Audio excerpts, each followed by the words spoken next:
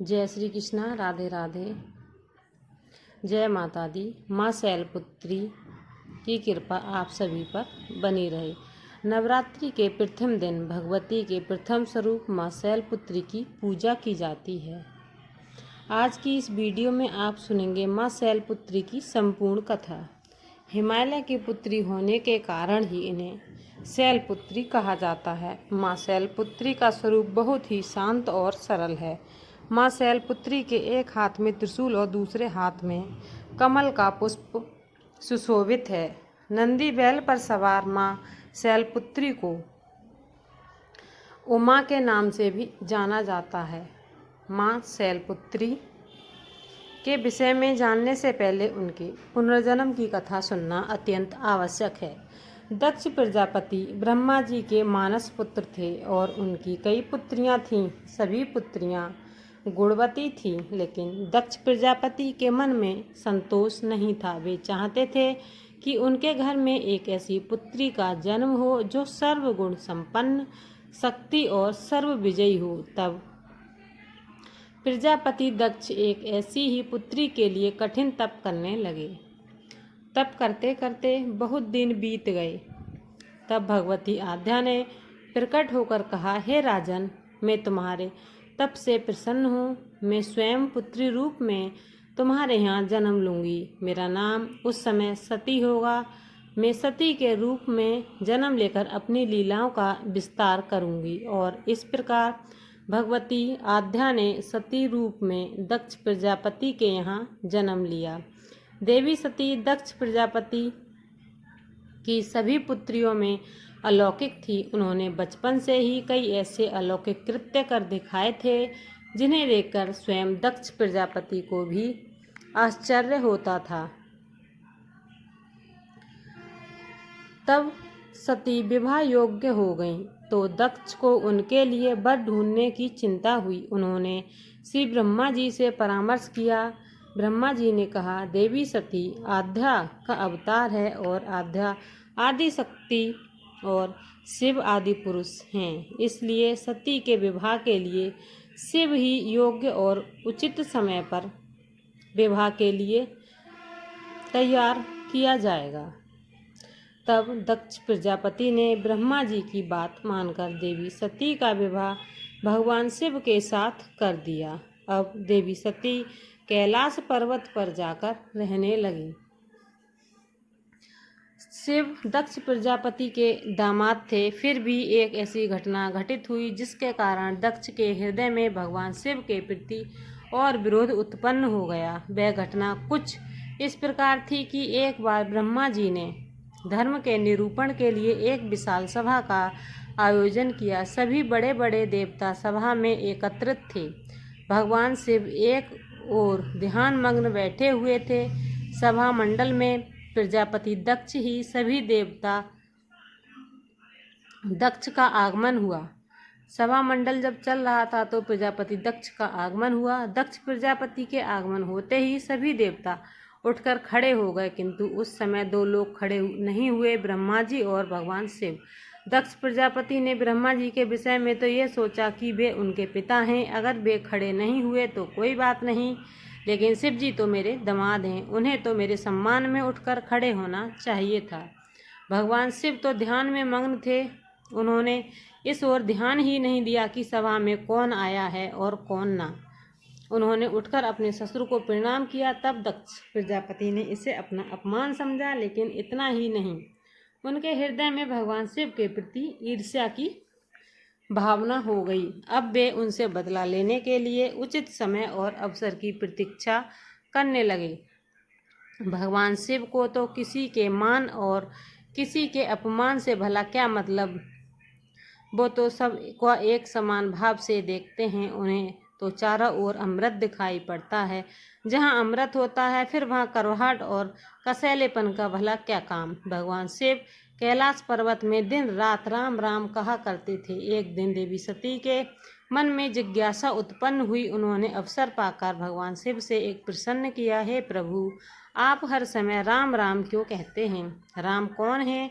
तब भगवान शिव ने देवी को उत्तर दिया कि देवी, राम आदि पुरुष हैं, स्वयं भू हैं और मेरे आराध्य हैं, सगुण भी हैं और निर्गुण भी हैं।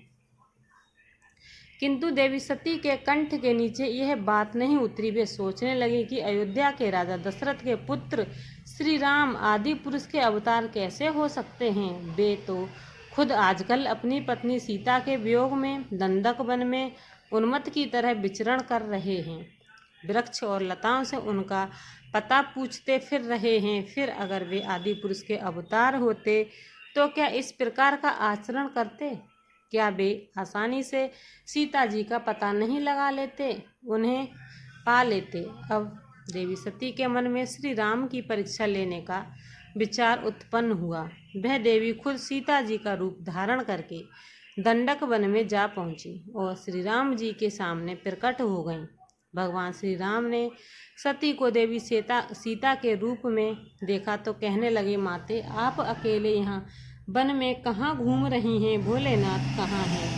भोलेनाथ तो नजर नहीं आ रहे। भगवान श्री राम के ऐसा पूछने पर अब तो देवी सती से कोई उत्तर देते नहीं बना। वे तुरंत ही अदृश्य हो गईं और मन ही मन पश्चाताप करने लगीं कि उन्होंने तो व्यर्थ ही श्री राम पर संदेह किया। देवी सती तो अपना रूप बदलकर श्री राम के पास गईं, फिर भी श्री राम ने उन्हें पहचान लिया। अब यह सोचकर देवी सती वापस कैलाश पर्वत पर गईं। वे भगवान शिव को इस बारे में कुछ बता कर नहीं गई थीं।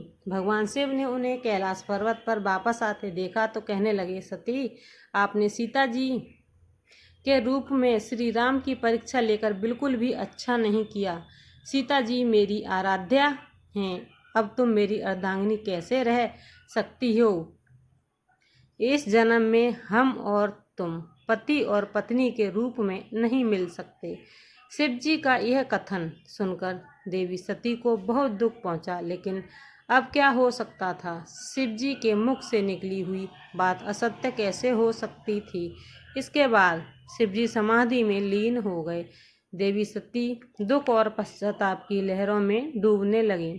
उन्हीं दिनों देवी सती के पिता कनखल में एक बहुत बड़ा यज्ञ कर रहे थे। उन्होंने इस यज्ञ में सभी देवी देवताओं और मुनियों को आमंत्रित किया था, किंतु शिवजी को निमंत्रण नहीं भेजा, क्योंकि उनके मन में शिवजी के प्रति ईर्ष्या जो भरी थी।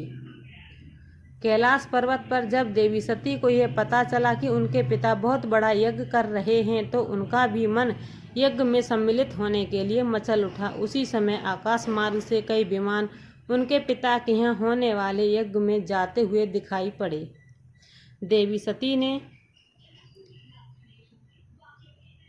उन विमानों को देखकर भगवान शिव से पूछा कि प्रभु यह सभी विमान किसके हैं और कहाँ जा रहे हैं? तब भगवान शंकर ने उन्हें बताया कि आपके पिता ने एक यज्ञ की रचना की है। देवता और देवांगना इस विमानों में बैठकर उसी यज्ञ में सम्मिलित होने जा रहे हैं। तब देवी सती ने प्रश्न किया कि प्रभु क्या मेरे पिता ने आपको यज्ञ में सम्मिलित होने के लिए निमंत्रण नहीं भेजा? भगवान शिव ने उत्तर दिया कि आपके पिता मुझसे बैर रखते हैं, फिर वे भला मुझे क्यों बुलाएंगे? देवी सती मन ही मन सोचने लगी, फिर बोली, हे नाथ, यज्ञ के अवसर पर मेरी बहनें भी जरूर आएंगी। उनसे मिले हुए मुझे बहुत दिन हो गए हैं। अगर आपकी आज्ञा हो तो मैं भी अपने पिता के घर जाना चाहती हूँ और अपनी बहनों से मिलने का शुभ अवसर मिल जाएगा। भगवान शिव ने देवी सती को समझाया कि देवी इस समय वह जाना उचित नहीं होगा। आपके पिता मुझसे बैर भाव रखते हैं, हो सकता है वे आपका अपमान भी करें और फिर बिना बुलाए किसी के घर जाना ठीक नहीं होगा। किंतु देवी सती अपने मायके जाने के लिए हट करती रहीं। उनकी इच्छा देखकर फिर भगवान शिव ने उन्हें जाने की आज्ञा दे दी। उनके साथ ही अपना एक गण भी भेज दिया जिसका नाम था वीरभद्र। देवी सती वीरभद्र के साथ अपने पिता के घर गईं, किंतु वहां किसी ने भी उनसे प्रेम पूर्वक व्यवहार नहीं किया। दक्ष ने भी उन्हें देखकर कहा कि तुम यहाँ पर क्या मेरा अपमान कराने आई हो? अपनी बहनों को तो देखो, वे किस तरह से सुंदर अलंकारों और वस्त्र आभूषणों से सुसज्जित हैं। तुम्हारे शरीर पर तो केवल बागंबर है। तुम्हारा पति शमशानवासी और भूतों का नायक है। वह तुम्हें बागंबर छोड़कर भला और पहना भी क्या सकता है। दक्ष के ऐसा कहने पर देवी सती के हृदय में पश्चाताप का सागर उमड़ पड़ा। अब वे पश्चाताप करते हुए सोचने लगी कि उन्होंने यहाँ आकर तो बिल्कुल भी अच्छा नहीं किया। भगवान तो ठीक ही कह रहे थे कि बिना बुलाए पिता के घर भी नहीं जाना चाहिए। अब क्या हो सकता है, अब तो मैं आ ही गई हूँ। पिता के कड़वे और अपमानजनक शब्द सुनकर भी देवी सती मोह नहीं। फिर वे उस मंडप में गईं जहाँ सभी देवता और ऋषि मुनि बैठे हुए थे और यज्ञ कुंड में धूं धूं करती हुई अग्नि चल रही थी और उस अग्नि में आहुति डाली जा रही थी। देवी सती ने यज्ञ मंडप में बैठे सभी देवताओं के भाग देखे, किंतु भगवान शिव का भाग नहीं देखा। वे भगवान शिव का भाग न देखकर फिर अपने पिता से बोली, हे पिता, श्रेष्ठ यज्ञ में सबके भाग दिखाई दे रहे हैं, यानी कि सबके स्थान दिखाई दे रहे हैं, किंतु कैलाशपति का कोई भी स्थान नहीं है। क्यों नहीं दिया? प्रजापति दक्ष ने बड़े गर्व से बताया, पुत्री, मैं तुम्हारे पति को देवता नहीं समझता। अरे वह तो भूतों का स्वामी, नग्न रहने वाला और हड्डियों की माले धारण करने वाला है। वह देवताओं की पंक्ति में बैठने के योग्य नहीं है, भला उसे कौन भाग देगा। यह सुनते ही देवी सती के नेत्र क्रोध से लाल हो गए, उनकी भौं टेढ़ी हो गई और उनका मुख मंडल प्रलय के सूर्य की तरह दमक उठा। उन्होंने पीड़ा और अपमान से तिल मिलाते हुए कहा, ओह, मैं इन शब्दों को कैसे सुन रही हूँ, मुझे धिक्कार है। देवताओं, तुम्हें भी धिक्कार है। तुम भी उन कैलाशपति के लिए इन शब्दों को भला कैसे सुन सकते हो, जो मंगल के प्रतीक हैं और जो क्षण मात्र में संपूर्ण सृष्टि का नाश कर सकते हैं।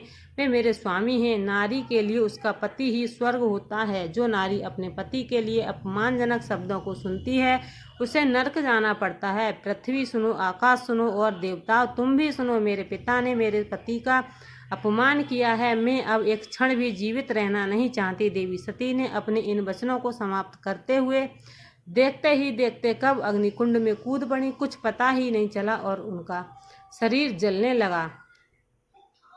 यज्ञ मंडप में खलबली हो गई, हाहाकार मच गया। देवता उठकर खड़े हो गए। वीरभद्र यह सब देखकर क्रोध से कांप उठे और उछल उछल कर यज्ञ का विध्वंस करने लगे। यज्ञ मंडप में भगदड़ मच गई।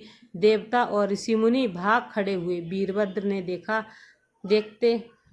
ने देखते देखते प्रजापति दक्ष का मस्तक काटकर फेंक दिया और यह समाचार कैलाश पर्वत पर विराजमान भगवान शिव को भी पता चला। सुनते ही वे प्रचंड आंधी की तरह कनखल जा पहुँचे। देवी सती के जले हुए शरीर को देखकर भगवान शिव अपने आप को भूल गए। देवी सती के प्रेम और उनकी भक्ति ने भगवान शिव के मन को व्याकुल कर दिया।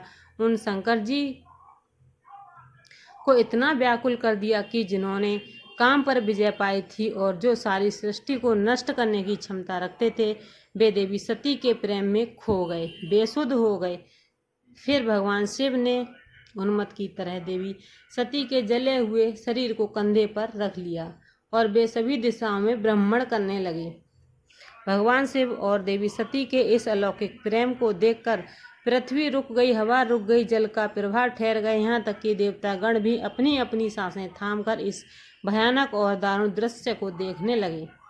सृष्टि व्याकुल हो गई। सृष्टि के सभी प्राणी त्राहिमाम त्राहिमाम करने लगे। अचानक संकट उपस्थित देखकर सृष्टि के पालक भगवान श्रीहरि आगे बढ़े और भगवान शिव की बेसुधी में अपनी चक्र से देवी सती के एक एक अंग को काट कर नीचे गिराने लगे। धरती पर 51 जगह पर देवी सती के अंग कट कट कर गिरे। देवी सती के जब सारे अंग कटकर गिर गए, तब भगवान शिव पुनः अपने आप में आए।